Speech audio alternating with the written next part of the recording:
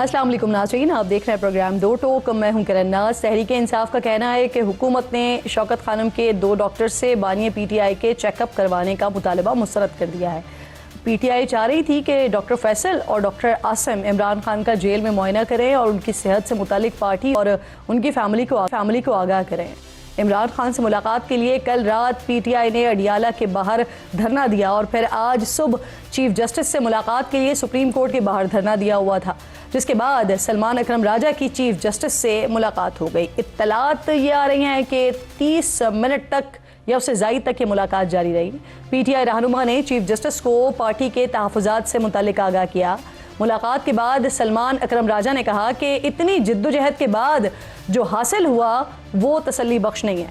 उन्हें सिर्फ आज रात तक इमरान खान की रिपोर्ट्स बहनों को मिल जाने की यकीन दहानी करवाई गई है।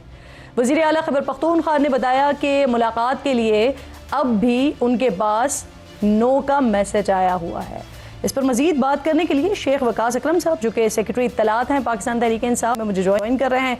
आपकी मैं बेहद शुक्रगुजार हूँ। शेख साहब, सबसे पहले तो ज़रा मुझे इस हवाले से फरमा दीजिए, जो मुलाकात हो गई चीफ जस्टिस के साथ, आप लोगों की तरफ से मुतालबा था खान साहब के जो रिपोर्ट्स हैं उस हवाले से और मुलाकात के हवाले से, मुतालबात लेकर गए थे चीफ जस्टिस के पास और आपको एक की तो चले मिल गई है? सिर्फ मुलाकात और रिपोर्ट का मुतालबा नहीं था, बिल्कुल ये भी मुतालबा था कि नाहक कैद है और उनकी रिहाई हमें मकसूद है। ये तो एक सिचुएशन ऐसी पैदा हो गई कि जिसकी वजह से एक मेडिकल इमरजेंसी जो है, जो पहले हुकूमत ने छुपाई और बाद में उसको उन्होंने मान लिया, ये तो मीडिया की मेहरबानी है जिन्होंने इसको लीक किया।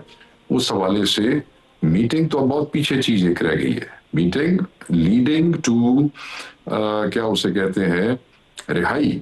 देखिए, हम चाहते हैं डॉक्टर आसिम जो है वो खान साहब को फौरी जाके मिले और फौरी उनका जो भी ट्रीटमेंट है, जो भी मेडिकल कंडीशन है वो हो। खान साहब से वकला, रुफका, फैमिली की मुलाकात, रिहाई मकसूद है, रिहाई। He should be released. जी, तो सर आइंदा का लाए अमल क्या होगा आपका, जिसके लिए इजलास आज होना है? किस किस्म के फैसले कर सकते हैं आप लोग? उससे मीटिंग्स हो रही हैं, जिसमें सियासी कमेटी की 1-2 मीटिंग्स ऑलरेडी हो चुकी हैं।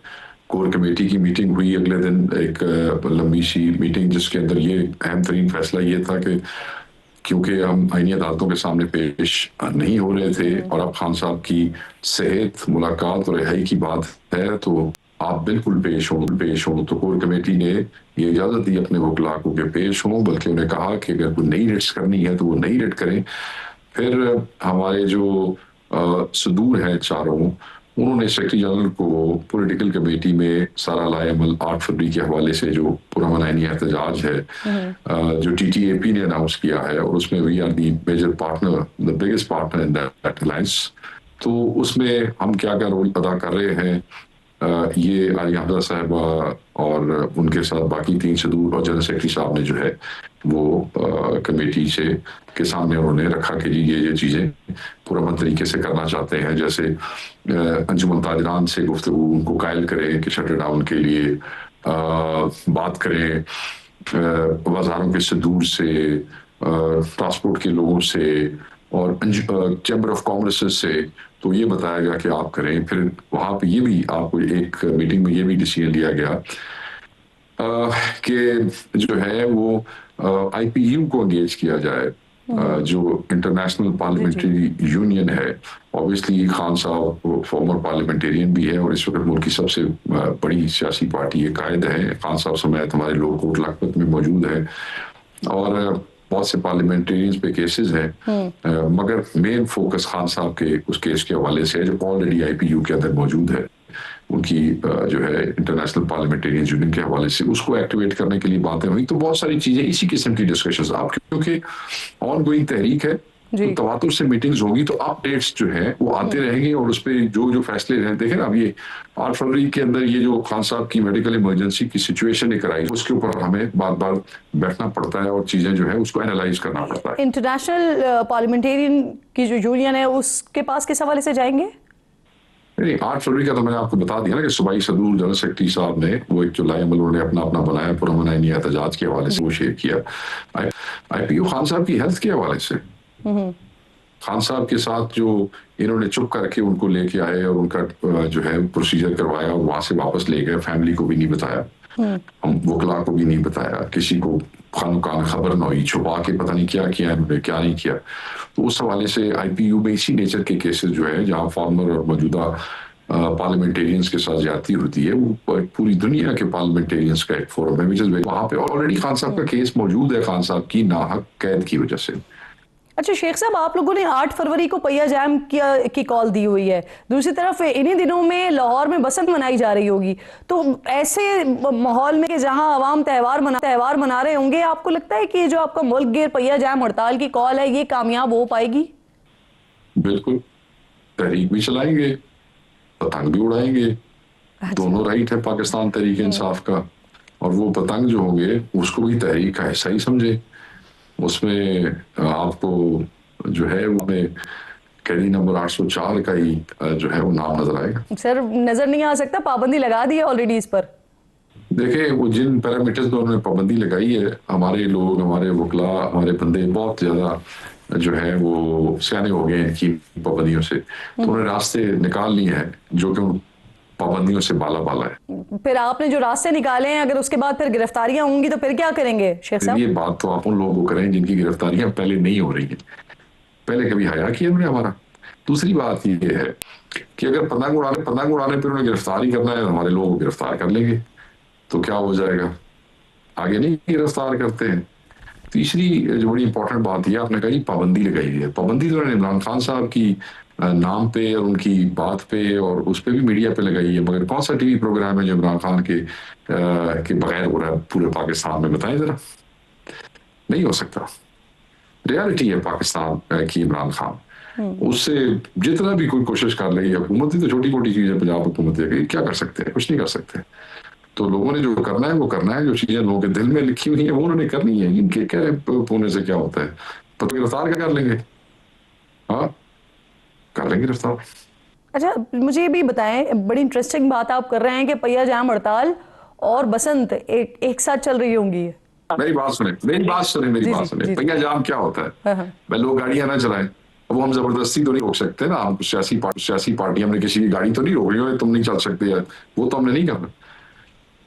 वसात आपने अनाउंस किया है, लोग अपनी छतों के ऊपर होंगे, घरों से बाहर नहीं निकलेंगे। जब लोग बाहर नहीं निकलेंगे तो गाड़ियां नहीं चलेंगी। ठीक है, जब गाड़ियां नहीं चलेंगी, लोग घरों में होंगे, पतंगबाजी होगी और उसके ऊपर भी 804 होगा।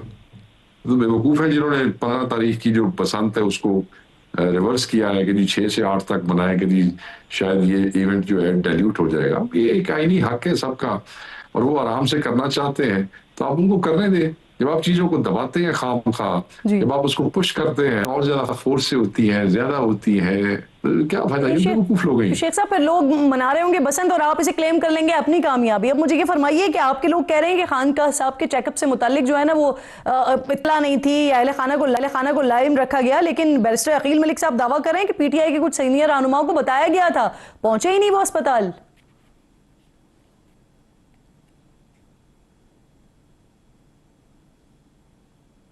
ये नौजवान है, ये फॉर्म 47 का है, ये पहली दफा बंद किया है, वो भी फॉर्म 47 पे आया है। ये भी नौजवान है, इसको इतनी इंफॉर्मेशन नहीं देते इसकी पार्टी वाले जितनी ये बड़े बड़े दावे कर रहा है।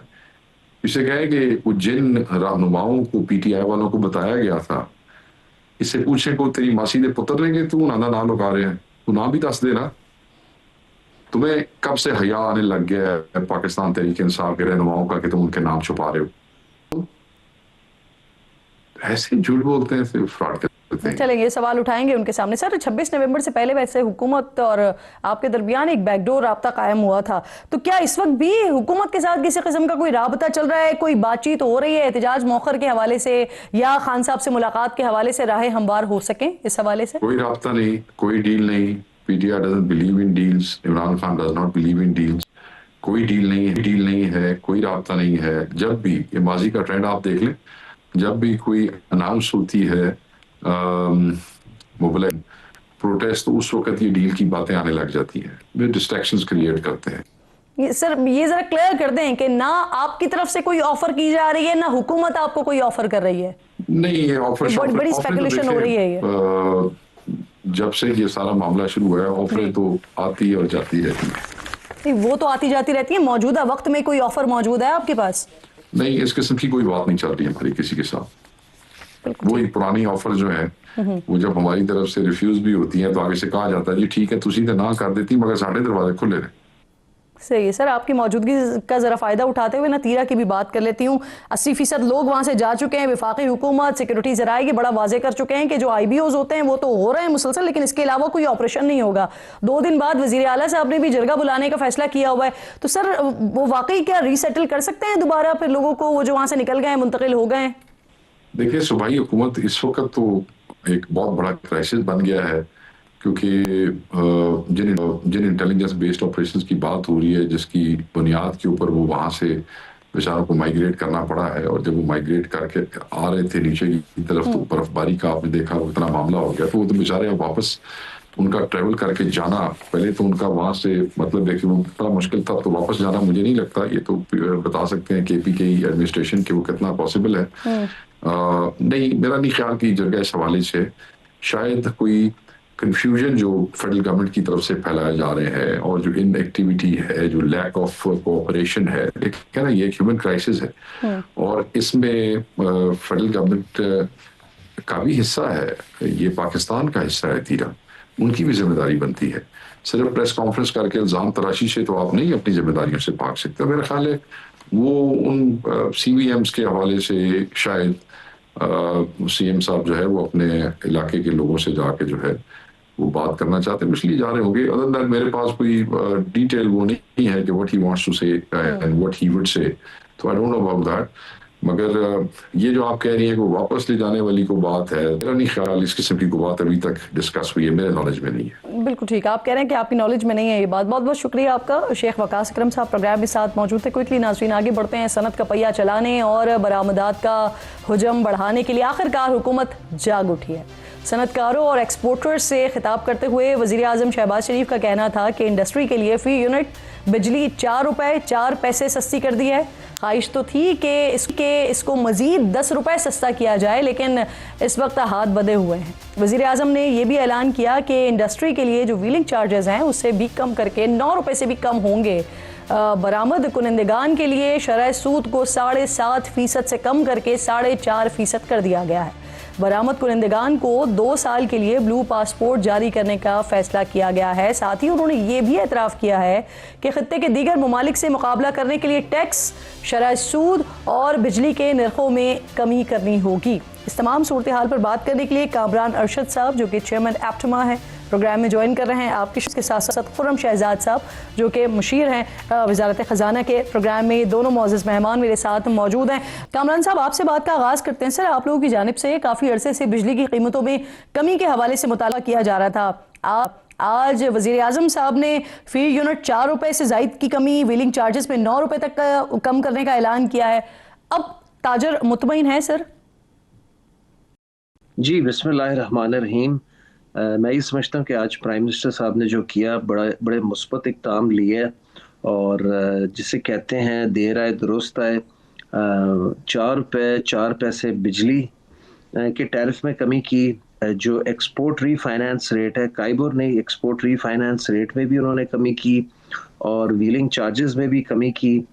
हमें बस नोटिफिकेशन का इंतज़ार है, लेकिन ऑन फेस ऑफ इट मेरा ख्याल है प्राइम मिनिस्टर साहब ने बड़े अच्छे इक़दाम लिए और हम इनको एप्टमा प्लेटफॉर्म से अप्रिशिएट करते हैं और आगे देखते हैं कि ये सिलसिला चलता रहे, बिकॉज ऑलरेडी हमारी एक्सपोर्ट बहुत मुतासर हुई है। पहले 6 महीने की एक्सपोर्ट इस साल की $1.5 बिलियन से गिर चुकी है compare to time last year. जी, अच्छा कामरान साहब, आप लोगों का एक मुतालबा शरह सूद में कमी का भी था, वो तो कम नहीं हुई है, लेकिन हुकूमत ने एक्सपोर्ट रिफाइनेंसिंग को 7.5% से कम करके अब 4.5% पर कर दिया है। क्या इंडस्ट्री को इससे कुछ रिलीफ मिल सकेगा? सरमायाकारी बढ़ेगी? जो सनतें बंद हैं वो चल पड़ेंगी सर? मेरा ख्याल है इससे होगा क्या कि जो गिरती एक्सपोर्ट थी और जिस तरह वो स्लाइड कर रही थी वो रुक जाएगी एंड जो हमारे एक्सपोर्टर्स हैं वो उन्हें थोड़ा सा ब्रीदिंग स्पेस मिल जाएगा। इंडिया, बांग्लादेश, श्रीलंका, वियतनाम के मुकाबले में जो बंद हैं वो तब चलेंगी जब बिजली का रेट 7 से 8 सेंट होगा जब शरह सूद जिसे आप काइबर कहते हैं वो 7% हो जाएगा, और जब आपकी टैक्सेशन भी थोड़ी सी रिड्यूस होगी। बंद सनतों को चलाने में थोड़ा सा वक्त लग जाएगा, लेकिन जो आपकी इस वक्त एक्सपोर्ट स्लाइड कर रही थी वो हम उम्मीद करते हैं कि फरवरी मार्च तक वो ट्रेंड थोड़ा सा रिवर्स होके नेगेटिव से वापस पॉजिटिव में जाना चाहिए। अब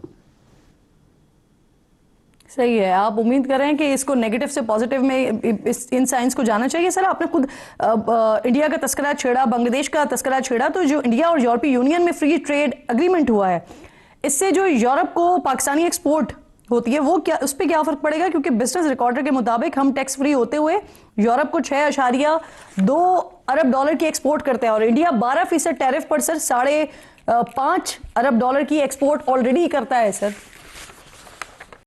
जी, मैं ये समझता हूँ कि इंडिया को एक बहुत बड़ा एज मिलने वाला है, और वो बहुत बड़ा एज उनको डील उनकी हो गई है। ये डील को इन्फोर्स होते हैं, रेटिफाई होते 10-11 महीने लग जाएंगे, 1.5 साल लग जाएगा जी। तो मैं समझ रहा हूँ ये हमारे लिए ना, ये जो 10-11 महीने हैं, ये इसमें आज जो प्राइम मिनिस्टर साहब ने स्टेप लिया, ये पहला पॉजिटिव मुस्बत स्टेप है कॉस्ट ऑफ डूइंग बिजनेस को रिड्यूस करने के लिए। अब हम उम्मीद रखते हैं प्राइम मिनिस्टर साहब से और उनकी काबिल टीम से कि इंशाल्लाह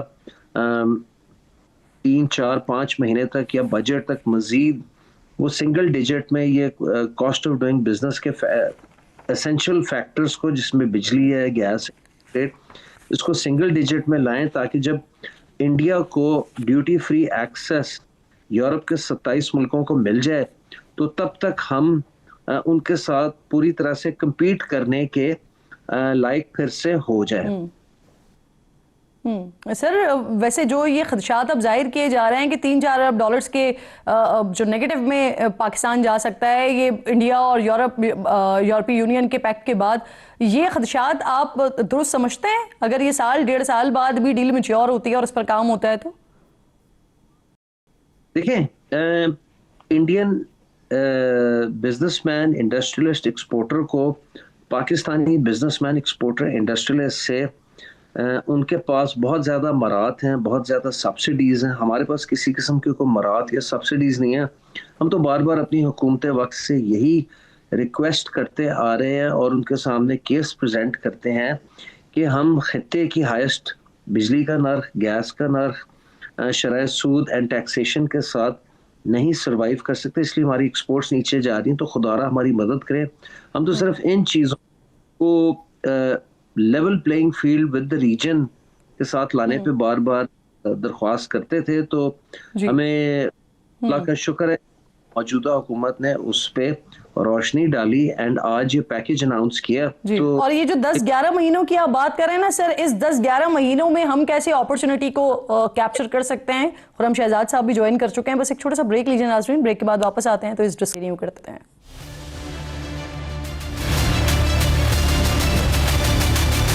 प्रोग्राम में एक बार फिर आपको खुशामदीद कहूंगी। खुर्रम शहजाद साहब भी साथ मौजूद हैं। खुर्रम साहब, गुफ्तगू ब्रेक से पहले क्या चल रही थी यकीनन सुनी आपने। सर यहाँ पर जो एक कंफ्यूजन आ रही है सामने, जो बिजली की कीमतों में कमी हुई है वो जो बेस प्राइस है उस पर नहीं हुई है बल्कि व्हीलिंग चार्जेस में हुई है। और आपने भी एक्स पर पोस्ट की है जिसमें बेस प्राइस को व्हीलिंग चार्जेस से मुंसलिक कर दिया है। ये दोनों चीजें अलग अलग नहीं होती खुर्रम साहब?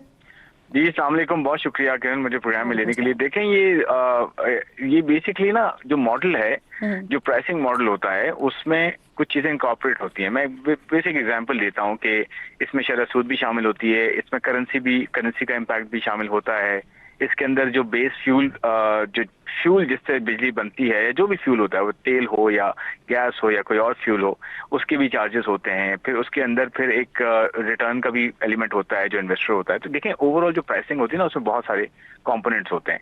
तो मैं आपको एग्जांपल बहुत सिंप्लीफाई करके बताता हूँ कि अगर 36 रुपए पर यूनिट कॉस्ट थी इंडस्ट्री की, तो वो 34 रुपए हो गई है इस तरह से, यानी कि 4 रुपए कम हो गए। तो वो व्हीलिंग जो है वो उसके अंदर अगर वो 12 रुपए व्हीलिंग चार्जेस थे तो ये बेस प्राइस के अंदर भी शामिल था वहां पे भी, तो वो इतना ही लगभग जो है वो कम हो गया है। तो देखिए होता ये कि जो कंज्यूमर है ना वो डिपेंड करता है कौन सा है, यानी कि वो किस सेक्टर का कंज्यूमर है, या वो पावर है, वो इंडस्ट्रीज हैं, वो हाउस होल्ड है, या फिर वो जो है सीमेंट है, वो फर्टिलाइजर, कौन है। मैं एग्जांपल दे रहा हूँ समझाने के लिए।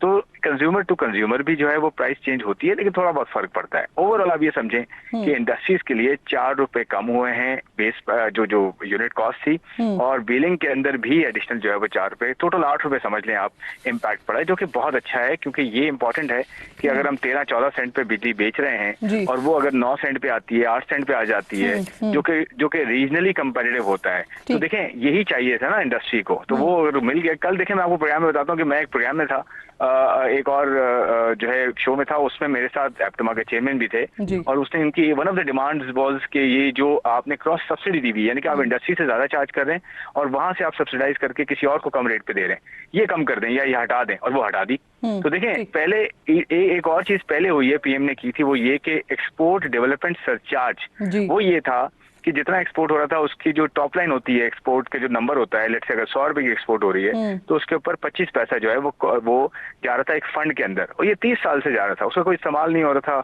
और वो वैसे भी लिक्विडिटी जो है ना बहुत ज्यादा हर्ट कर रहा था एक्सपोर्टर्स की, यानी कि पैसे उनके पास कम बचते थे या उनके पास कम होते थे दोबारा एक्सपोर्ट करने के लिए, इन्वेस्ट करने के लिए, वो भी हटा दिया गया। ये भी साथ हो गया बिजली का भी, अब टैक्स पे भी काम हो रहा है। तो देखें डायरेक्शन ऑफ ट्रैवल बड़ा इंपॉर्टेंट है, किस तरफ हम जा रहे हैं, और वाकई में रियलाइजेशन है कि इंडस्ट्री को सपोर्ट करना है। सर वैसे एप्टिमा के चेयरमैन खुद मौजूद हैं, वो भी जो फैसले लिए गए हैं उससे वो खुशाइन भी कह रहे हैं, और वो कह रहे हैं कि इससे स्टेबिलिटी आएगी, लेकिन आगे के मराइल के लिए भी अभी बहुत कुछ करना बाकी है। अब यहाँ पर खुर्रम साहब जो इंडस्ट्रियल पॉलिसी है उस पर कई महीनों से काम भी हो रहा था, लेकिन वो आकर नहीं दे रही है अभी तक। हमने नवंबर में ये खबरें सुनी थी कि इस पर IMF से मंजूरी ली जाएगी, तो वहां से क्या कोई तहफ़्फ़ुज़ात इस पर आ रहे हैं जिसकी वजह से वो अभी तक डिलेज का शिकार है? नहीं जी, आई एम ग्लैड आपने क्वेश्चन किया किरण। देखें इंडस्ट्रियल पॉलिसी बहुत अरसे बाद आ रही है, बहुत अरसे बाद। देखें 2-3 चीजें बड़ी इंपॉर्टेंट है इस वक्त इकोनॉमी के लिए, या किसी भी इमर्जिंग इकोनॉमी के लिए इंपॉर्टेंट होती है कि एक तो स्ट्रक्चरल रिफॉर्म्स हो रहे हैं, उसमें बिल्कुल आप PIE की ट्रांजैक्शन देखें, 40 साल के बाद जो एक एफर्ट हुई और उसके बाद एक कामयाबी जो है मिली, और ये हिस्टोरिक जो है प्राइवेटाइजेशन का एक लैंडमार्क है PIE, आप सबको पता है। दूसरा आप देखें एनर्जी की कीमतें कम की जा रही हैं। तीसरा आप देखें एनर्जी के अंदर चेंजेस आ रही हैं, एनर्जी सेक्टर को बेहतर किया जा रहा है, उसमें भी प्राइवेटाइजेशन का आप देखेंगे 5 डिस्ट्रीब्यूशन कंपनीज जो बड़ी हैं उनको जो है पहले बैच में इन्वेस्टर्स के आगे लेके जाया जा रहा है, इंटरेस्ट आ रहा है इन्वेस्टर्स का, फिर होटल जा रहे हैं, फिर बैंक्स जा रहे हैं प्राइवेटाइजेशन की तरफ, 24 SOEs जो स्टेट ओन एंटिटीज हैं उनको इस तरफ लाया गया है, फिर उसके अलावा पेंशन में रिफॉर्म्स किए गए। डेट में आप देखें 3.6 ट्रिलियन का डेट पिछले 14 महीने में अपने टाइम से पहले पे ऑफ किया है गवर्नमेंट ऑफ पाकिस्तान ने, ये नहीं हुआ कभी।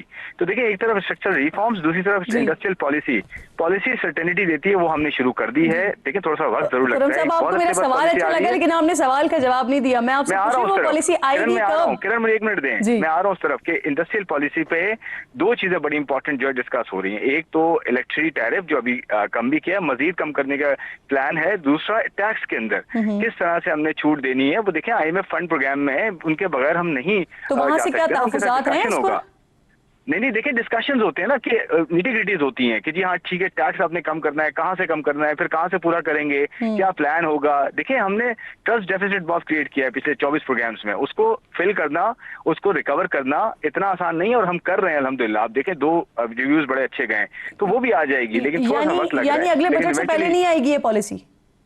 देखिए मैं तो एक्सपेक्ट करता हूं कि पहले आ जाएगी, लेकिन देखिए जो टैक्स की चेंजेस होती है ना वो बजट के अंदर फाइनेंस बिल में आती हैं, उससे पहले करना इतना आसान नहीं होता, क्योंकि टैक्स के टारगेट्स होते हैं और वो आपने कमिट किए हुए होते हैं, वो आपके स्ट्रक्चरल बेंचमार्क्स होते हैं। तो ये पूरे प्रोग्राम को समझना पड़ेगा कि अगर तो इंडस्ट्रियल पॉलिसी आती है तो पॉलिसी तो एटलीस्ट आ जाएगी ना 5 साल के लिए, 10 साल के लिए, जो भी उसका टेनर होता है। उसके बाद जो है उसके अंदर चेंजेस अगर बजट तक जो पहले होंगे, बजट तक मजीद थोड़ा सा इंतजार करें। मैं कह रहा हूं जो पहले हो सकेगा वो पहले हो जाएगा, जो बजट की चीजें वो बजट में ही होंगी। ठीक है, ये ऐसे नहीं हो सकता कि जी सही। कामरान साहब ये आपको ये हुकूमत का जो बरामदात $60 अरब तक ले जाने का हदफ है, ये हकीकी लगता है आपको? 2029 तक चला जाएगा ये हदफ? किरण साहब मेरी आज सबसे पहले आपसे दरख्वास्त है कि आज आप हम साहब भाई भी हैं और परसों रात मेरे साथ मालिक साहब के प्रोग्राम पे बैठे हुए थे, तो मैंने तब भी यही बयान किया था कि हमारा काम इंडस्ट्री या बिजनेस से गवर्नमेंट पे खाली तनकीद करना नहीं होता, गवर्नमेंट के सामने सॉल्यूशंस रखना होता है, तो आज आई थिंक खुर्रम साहब का डे है कि कुछ अल्लाह ने कामयाबी दी एंड खुर्रम साहब की कुछ तजावीज़ रंग ले आई। More needs to be done, yes I agree, एक इंडस्ट्रियल पॉलिसी आनी चाहिए, लॉन्ग टर्म कमिटमेंट और इंडस्ट्रियलाइजेशन के लिए इस मुल्क में। आज उस हवाले से एक बड़ा अच्छा दिन था, प्राइम मिनिस्टर साहब ने शुरुआत की एक इंडस्ट्रियल पॉलिसी की बुनियाद की। जो आज सारे स्टेप्स लिए हैं वो एक इंडस्ट्रियल पॉलिसी की तरफ पहली बुनियाद है। More needs to be done. आज डेफिनेटली हम गवर्नमेंट को अप्रिशिएट ठीक आगे बढ़ते हैं, अप्रिशिएट करते हैं आप इस मामले पे, लेकिन अगेन आप कह रहे हैं कि मजीद बहुत कुछ करने की ज़रूरत है, जो सॉल्यूशंस आप लोगों की तरफ से दिए भी जा रहे हैं। बहुत बहुत शुक्रिया। खुर्रम शहजाद साहब थे, कामरान साहब मेरे साथ मौजूद थे। एक छोटा सा ब्रेक लीजिए नाज़रीन, ब्रेक के बाद वापस आते हैं। तो लाहौर के भाटी गेट पर एक वाक़या हुआ, अफसोसनाक वाक़या, और उसके बाद जो कुछ इस वाक़े में हुआ इस पर तफसीली बात करते हैं ब्रेक के बाद।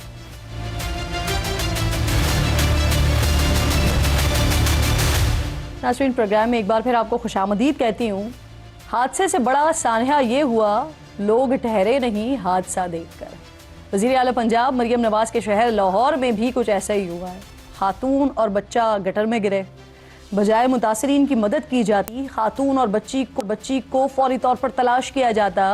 पुलिस मदद की दरख्वास्त करने वाले मुर्तज़ा को ही थाने ले गई, तशद्दुद का निशाना बनाया, अहलिया और बच्ची का कत्ल कबूल करने के लिए दबाव डाला। पंजाब की वज़ीर इत्तलात ने भी इब्तिदा में मामले को फेक न्यूज़ करार देकर मिट्टी डालने की कोशिश की, और जब सादिया की लाश मिल गई तो बस माफ़ी मांग कर जान छुड़वा ली। मरियम नवाज़ ने भी अपनी वज़ीर को ये कहकर क्लीन चिट दे दी कि जब अफसरान ही झूठ बोलें तो फिर भला इसमें वज़ीर की क्या गलती। अब सवाल यह है कि अगर इन अफसरान ने झूठ बोला तो उनके खिलाफ झूठ बोलने पर कार्रवाई क्या हुई है, अब तक कोई एक्शन क्यों नहीं हुआ। और हुकूमत का काम तो ये होता है ना कि सब्र और तहम्मुल से काम लें, तो उसने सर्चिंग ख़त्म होने का इंतज़ार क्यों नहीं किया। जिस वक्त मुर्तज़ा पर थाने में तशद्दुद हो रहा था, सर्चिंग का अमल तो उस वक्त भी जारी था, बंद तो नहीं हुआ था, तो फिर फेक न्यूज़ करार देने की जल्दबाजी क्यों की हुकूमत ने। खातून के शौहर पर तशद्दुद के इल्ज़ामात की तहकीकात पर बनने वाली हाई पावर कमेटी ने भी अपनी रिपोर्ट मुकम्मल की है, जिसके मुताबिक एसपी की मौजूदगी में मुतवफ़ी खातून के शौहर पर एसएचओ के रिटायरिंग रूम में तशद्दुद किया गया। कमेटी ने अपनी सिफारिशात आईजी को भिजवा दी हैं, जो इस की रोशनी में कार्रवाई का फैसला करेंगे। प्रोग्राम में मेरे साथ गुलाम मुर्तज़ा साहब, जो कि सादिया के जो इस दुनिया से जा चुकी हैं, जिस तकलीफ़ और अजियत के साथ, और फिर जो अजियत और तकलीफ़ गुलाम मुर्तज़ा ने ख़ुद भी बर्दाश्त की है। बहुत शुक्रिया, आप मुश्किल वक्त में हैं और इस मुश्किल वक्त में आपने हमारे लिए वक्त निकाला अपने मौक़िफ़ के लिए।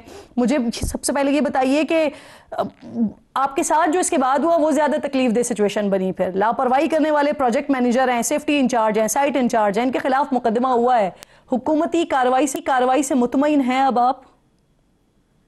देखें, जो हुकूमत अपनी कार्रवाई कर रही है वो उनका फ़र्ज़ है, उनका हक़ है, लेकिन जो भी हो, जो मेरी फैमिली के साथ हुआ है, मेरी बच्ची, मेरी बीवी, वो अब इस दुनिया में नहीं है।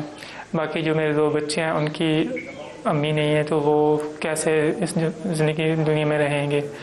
तो सर, जो भी कार्रवाई है वो तो ठीक है, वो तो हुकूमत का फ़र्ज़ है, अच्छा कर रहे हैं। तो हुकूमत ने अच्छा नोटिस लिया है, मरीम नवाज़ साहबा ने, इन सब ने हाई लेवल पे किया है सारा काम। तो जब मेरी बीवी मुझे मिली तो उसके बाद जो रेस्क्यू वाले बता रहे थे कि जो आपकी बच्ची है वो अभी तक नहीं मिल रही, तो मैं बहुत परेशान था कि शायद ऐसा ना हो कि ये मिले ना, और मैं घर किस मुंह से जाऊंगा। तो मैं बहुत परेशान था। ये मेरे लिए एक बहुत मुश्किल टास्क था कि मैं कैसे घर जाऊँ, एक मेरी बच्ची कैसे जाऊँ। तो जब मिली तो फिर हम घर गए हैं। आपने बताया कि पुलिस ने हिरासत पे ले लिया, आपको तशद्दुद का निशाना भी बनाया। क्या चाह रही थी पुलिस आपसे? वो मनवा रहे थे कि आप मान जाएं। आप मतलब कि मैं उनको कह रहा था कि मैं जो सच था मैंने आपको बता दिया है, इसके अलावा मेरे पास कुछ नहीं है। लेकिन वो कुछ मेरे पर तशद्दुद करके मनवा रहे थे कि आप मानो आप कुछ किया, आप मानो आपने कुछ किया, लेकिन मैं सच के सिवा कुछ भी नहीं बोल रहा था। और कितनी देर आपको पुलिस ने अपनी कस्टडी में रखा? जब आपकी अहलिया की लाश मिल गई उसके बाद छोड़ा आपको? जब रेस्क्यू वालों ने ये बयान दिया था कि ये फेक कॉल है, ये नामुमकिन है इससे आगे जाना, तो उसके बाद से मैं हिरासत में हो गया। उसके बाद मुझे पुलिस वाले लेकर चले गए। तो पहले तो तशद्दुद करते रहे, उसके बाद जब उन्हें पता चला ये हम गलत कर रहे हैं, ये तो सच्चा है, तो उसके बाद फिर DIG साहब आए, उन्होंने तसल्ली दी, उन्होंने कहा कि आपकी कोई गलती नहीं है, ये इनका गलती है जो आप पे तशद्दुद कर रहे हैं। वो SHO साहब को भी उन्होंने कहा कि आप गलत कर रहे हैं। तो उसके बाद फिर तशद्दुद बंद हुआ, उसके बाद फिर भी उन्होंने अपने पास से हमें रखा, फिर वो हमें कहीं गेस्ट हाउस पे ले गए, वहाँ हम रात ठहरे। तो उसके बाद फिर मेरी सुबह 10 बजे मीटिंग रखाई गई, उसके बाद भी हम बहुत लेट होते, 2-3 बजे पहुँचे। तो उसके फिर जब हम पहुँचे, रेस्क्यू वाले भी बयान दे रहे थे और भी बाकी टीमों के लोग भी आए थे। अच्छा, मुझे बताइए अब आप क्या करना चाहते हैं? जिन एहलकारों ने आपके ऊपर तशद्दुद किया, क्या उनके खिलाफ कार्रवाई चाहते हैं, आप मुकदमा करवाना चाहते हैं उनके खिलाफ? जो FIR हमने दी है तो उसमें हमने 3 इदारों के नाम आई थिंक दिए हैं, मुझे कंफर्म याद नहीं है, 3 इदारों के हमने नाम, उसका जो मुद्दई है मेरे ससुर साहब बने हैं, तो 3 इदारों के हमने नाम दिए हैं। तो अभी से इसका हमने इसकी कार्रवाई अभी तक हमने कोई FIR कोई रिपोर्ट नहीं की। यकीनन आप इस वक्त बड़ी तकलीफ में होंगे। जब ये वाकया हुआ उस वक्त के बारे में बताइए, आप साथ मौजूद थे। कुछ बातें ये हो रही हैं कि रिक्शा वहां से गुजर रहा था, सादिया रिक्शे से स्लिप हो गई। कुछ लोग कह रहे हैं कि बच्ची पहले गिर गई थी, उसे बचाने के लिए माँ नाले में कूद गई। हुआ क्या? कोई बात नहीं है, वो रिक्शे में बैठने लगी थी, बैठते वक्त पहले मेरा कज़न बैठने लगा, तो उसके पीछे मेरी वाइफ खड़ी थी। तो जब बैठने लगे थे, मेरी अम्मी ने कहा कि पहले आप ही को बैठने दो, तो वो कज़न मेरा रास्ता देने के लिए थोड़ा सा पीछे हटा, उसके पीछे ये खड़ी थे। हमें ये आइडिया उन्हें नहीं था कि पीछे अंधेरा था कि पीछे नाला है या नहीं है, और वो नाले में गिर गई। अच्छा, पुलिस वालों ने पहले शायद आपके ताल्लुकात की खराबी वगैरह का भी बयान दिया था, जिसका उनसे कोई ताल्लुक नहीं था। ये वाला क्या मामला हुआ था? हमारा एक रिश्तेदार था, उसका नाम भी मुर्तज़ा है, तो उन्होंने SHO साहब से मेरे ससुर की बात करवाई थी, फिर इन्होंने नंबर एक्सचेंज किया था, तो फिर SHO की डायरेक्ट मेरे ससुर से बात होती रही है। जब ये रेस्क्यू वाले कह रहे थे कि ये फेक न्यूज़ है, तो SHO साहब भी यही कह रहे थे जो आपका ससुर है वो आप पे शक कर रहा है। और आप पर किसी किस्म का इस वक्त कोई प्रेशर, कोई दबाव है? कोई प्रेशर नहीं दिया जा रहा, मेरी हेल्प की जा रही है। बहुत शुक्रिया आपका। गुलाम मुर्तज़ा, प्रोग्राम में आप साथ मौजूद थे, दौरी अजियत से आप गुजरे हैं, फैमिली को आपने अपना खोया और साथ साथ जिस तरह का सलूक आपके साथ किया गया, आपने वक्त निकाला प्रोग्राम के लिए, शुक्रगुजार हूँ आपकी। एक छोटा सा ब्रेक लीजिए नाज़रीन, ब्रेक के बाद वापस आते हैं।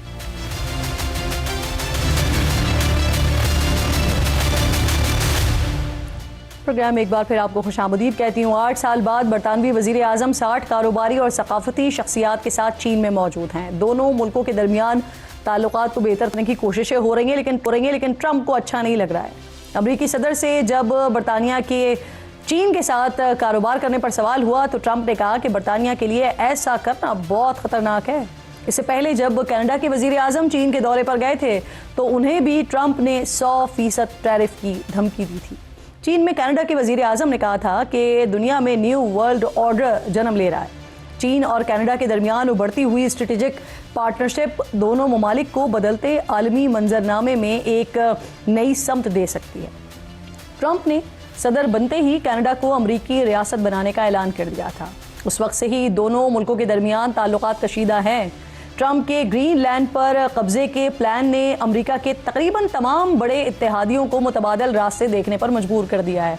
दूसरी तरफ ट्रंप जो मुसलसल ईरान पर हमले की बातें कर रहे थे, अब वो फिर से मुज़ाकरात पर जोर दे रहे हैं, जिसके जवाब में ईरान भी मुज़ाकरात को तरजीह करार दे रहा है। लेकिन हमले की सूरत में ईरान के नायब सदर ने कहा है कि किसी भी मुसल्लह तसादुम के इख्तिताम का फैसला दुश्मनों के हाथ में नहीं होगा। वक्त ख़त्म हो गया है प्रोग्राम का। इंशाअल्लाह नाज़रीन से मुलाकात। अपना और अपने मुल्क का ख़ास ख्याल रखिए। फ़लस्तीन को, मकबूजा कश्मीर को अपनी दुआओं में याद रखिए। अल्लाह ने के बाद।